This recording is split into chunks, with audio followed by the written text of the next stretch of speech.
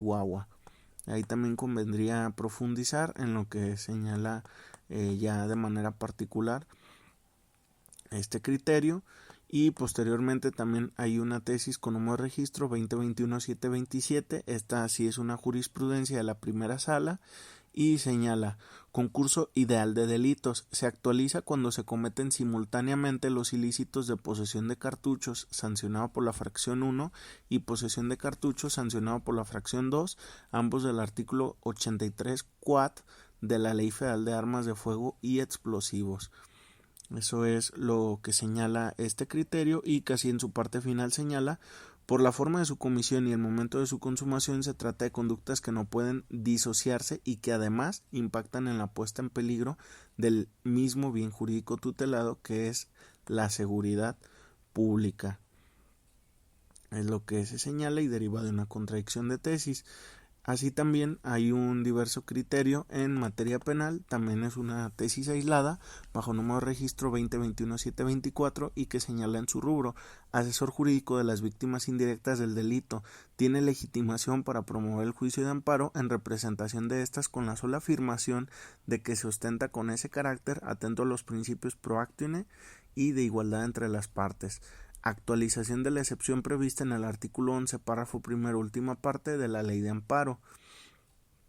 Es lo que señala este criterio, y bueno, pues también creo que es oportuno porque hasta hace tiempo se venía dando una técnica por parte de diferentes juzgadores de distrito de desechar este tipo de amparos. Y finalmente, en materia penal también hay una tesis con número de registro 2021-723 y que señala en su rubro: orden de traslado de un centro penitenciario a otro, emitida sin autorización judicial previa. No se actualiza la causa de improcedencia del juicio de amparo por cesación de efectos del acto reclamado respecto a la determinación administrativa que la autoriza y su ejecución, si también se reclama la resolución del juez de ejecución que califica su legalidad. Es una tesis aislada y pues ahí convendría profundizar en el contenido de la misma. Eso sería todo por lo que ve a la materia penal, y pues ahora vamos viendo algunos otros criterios sobre otros ámbitos. También se cuenta en el rubro de amparo con una tesis bajo número de registro 2021-769 y que señala como rubro: suspensión provisional. Procede concederla en el juicio de amparo en que se reclama la inconstitucionalidad del segundo párrafo del artículo 24 de la Ley Federal de Austeridad Republicana en su carácter de norma autoaplicativa contra sus efectos y consecuencias. En esencia, señala este criterio que el segundo párrafo del artículo en mención establece que los servidores públicos comprendidos en grupos jerárquicos de mando superior a que se refiere el manual de percepciones previsto en la Ley Federal de Presupuesto y Responsabilidad Hacendaria del Gobierno Federal, que por cualquier motivo se separen del servicio público, no podrán desempeñarse como empleados de empresas cuya supervisión, regulación o información privilegiada haya estado a su cargo, si no pasados 10 años de dicha separación. Ya posteriormente se señala que desde la entrada en vigor de esta norma se afecta la esfera jurídica de los sujetos que realizan esas funciones, pues respecto a ello se actualiza desde luego por mandato categórico de la norma impugnada una restricción o cambio de su estatus jurídico, consistente en la imposibilidad de contratación una vez que se concluya el cargo en alguna empresa o sujeto que haya sido objeto de las actividades derivado del potencial o eventual conflicto de interés.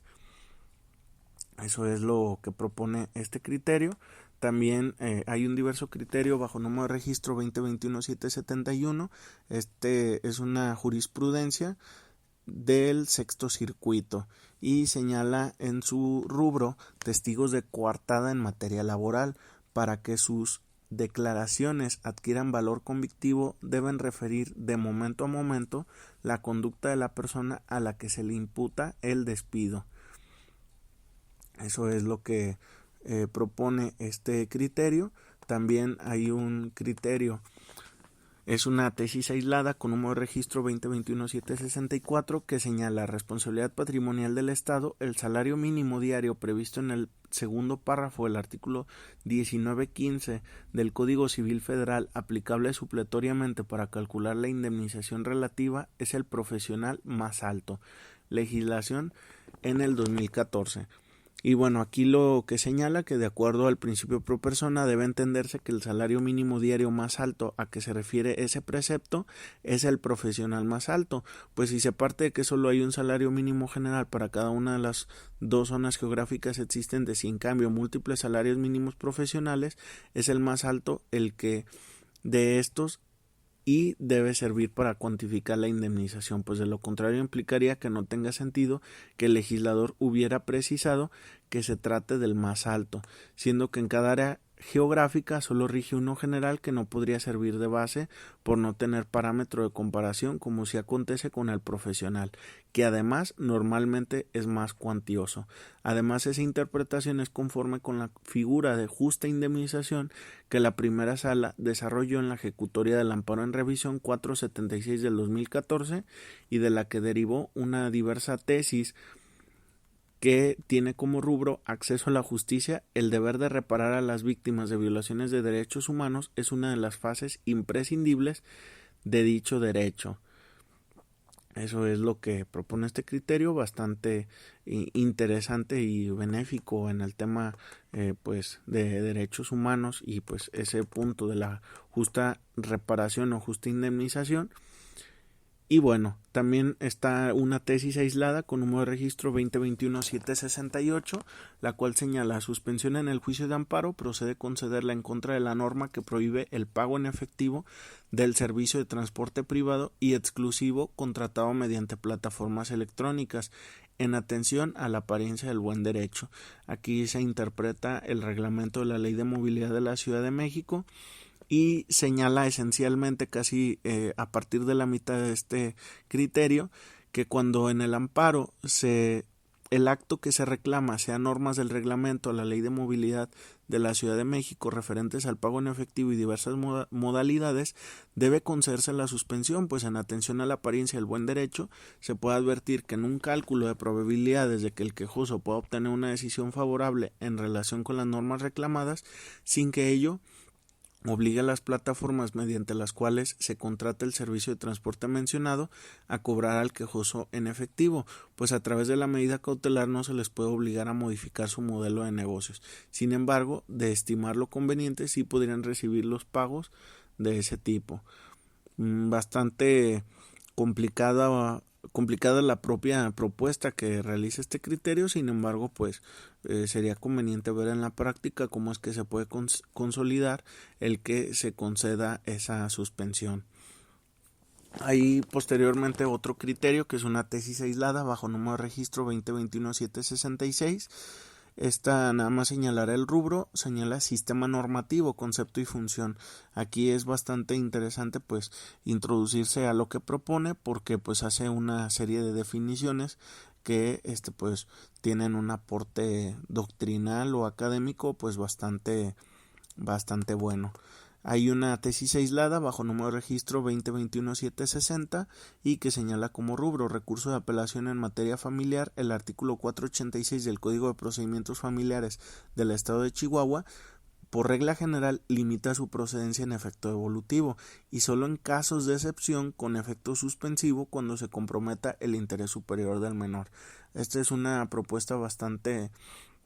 benéfica también porque en muchas ocasiones pues esa regla genérica que se establece de un efecto evolutivo en las apelaciones pues tiende a generar complicaciones en cuanto a las personas que acuden a el propio recurso. Entonces el que no haya una regla que sea muy tajante, sino que sea susceptible de ese tipo de interpretaciones, pues creo que puede ser benéfico para quienes se puedan encontrar en situaciones específicas como lo pudiera ser cuando estén involucrados los menores y que por tanto pueda haber una afectación en su interés superior que promueve el artículo 4 constitucional. También hay un diverso criterio bajo número de registro 2021-758 que señala como rubro prescripción en materia laboral tratándose de despido, sea justificado o bien injustificado, el cómputo del plazo para que opere inicia hasta que se entregue al trabajador el aviso rescisorio. Interpretación de los artículos 47 penúltimo párrafo y 518 de la Ley Federal del Trabajo, vigente a partir del 1 de diciembre del 2012. Esta es una tesis aislada. También hay una tesis bajo número de registro 2021-765 y esta es tesis aislada y pues lo que propone resulta relevante porque va relacionado al tema de anticorrupción y señala el rubro responsabilidades administrativas. El denunciante tiene interés jurídico para promover el juicio de amparo contra la determinación de no iniciar la investigación relativa, al otorgarle la Ley General en la materia una participación activa. La Ley General de Responsabilidades Administrativas forma parte de un sistema normativo complejo que es el Sistema Nacional Anticorrupción, cuyo objeto primordial es el combate a la corrupción y el debido cumplimiento de obligaciones concernientes al servicio público. El artículo 113 constitucional y la exposición de motivos que dio origen a ese ordenamiento, se advierte que uno de los ejes principales del sistema es la integración de la participación ciudadana, con un papel más activo acorde con los principios de transparencia, imparcialidad, equidad y legalidad, con la ayuda de un marco legal que establezca las medidas y procedimientos para facilitar e incentivar la denuncia de actos de corrupción susceptibles de ser investigados y sancionados tanto administrativa como penalmente. Congruente con esos propósitos, diversos preceptos legales de la Ley General en Responsabilidades Administrativas se colige que podrán tener el carácter de denunciante personas físicas o morales o servidor público que acude ante las autoridades investigadoras con el fin de exponer actos o omisiones que pudieran constituir o vincularse con faltas administrativas, otorgando una participación activa tanto en la investigación que conlleva denuncia y conclusión de hechos que puedan constituir falta administrativa o abstención, como en el propio procedimiento de responsabilidad en su calidad de tercero, por lo que su intervención no se reduce a un mero denunciante, pues incluso se le otorga el derecho para impugnar la abstención de la autoridad investigadora de iniciar el procedimiento de responsabilidad administrativa y en su caso las determinaciones exculpatorias mediante el recurso de inconformidad. Por tanto, el denunciante de los hechos probablemente constitutivos de responsabilidad administrativa tiene interés jurídico para promover el juicio de amparo contra la determinación de no iniciar la investigación relativa. Aquí algo que resulta relevante es que es un criterio de una sentencia del amparo en revisión 466-2019 del Cuarto Tribunal Colegiado en materia administrativa del Primer Circuito y cuyo ponente es Jean-Claude Trompetit, que tiene una serie de criterios innovadores en distintos ámbitos, como por ejemplo los relativos al interés legítimo, y que se dieron muchas propuestas cuando estuvo en un tribunal colegiado especializado en materia de competencia económica, radiodifusión y comunicaciones.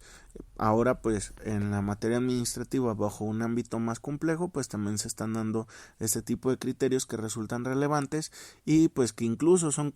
contrarios a criterios muy conservadores que se han dado en materia penal, como aquel criterio que derivó de una denuncia de una asociación civil en donde se dijo que aun y cuando una asociación civil presente una denuncia eso no le da interés para estar al pendiente